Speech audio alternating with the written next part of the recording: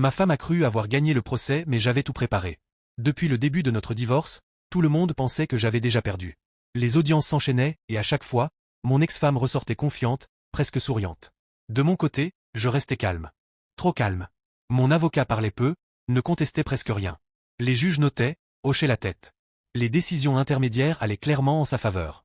Autour de moi, les gens commençaient à s'inquiéter. Ma famille surtout. Elle réclamait beaucoup.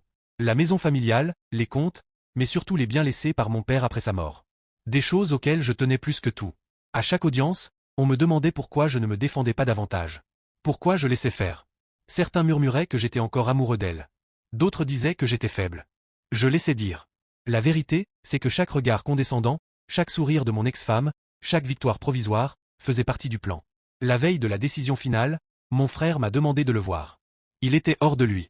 Dès qu'il s'est assis en face de moi, il a explosé. Il m'a dit que j'étais en train de laisser notre famille perdre tout ce que mon père avait construit. Que mon silence ressemblait à de la lâcheté. Que j'étais incapable de me battre parce que j'aimais encore cette femme. Je l'ai laissé parler jusqu'au bout. Puis j'ai sorti un dossier de mon sac. Trop épais pour être anodin. Je l'ai posé sur la table sans dire un mot. Il l'a ouvert. Au début, il n'a rien compris. Puis il a commencé à lire. Son visage a changé. La colère a laissé place à la surprise. Puis à une forme de respect silencieux. Il comprit ma stratégie, il déclara qu'il n'avait jamais vu quelque chose d'aussi brillant. Je n'avais jamais été passif. J'avais été patient. Il me demanda depuis quand je préparais ça. Je lui ai répondu que ça avait commencé le jour où elle avait décidé de me détruire sans scrupule. Il a refermé le dossier sans un mot. Il avait compris. Le lendemain, au tribunal, mon ex-femme était détendue.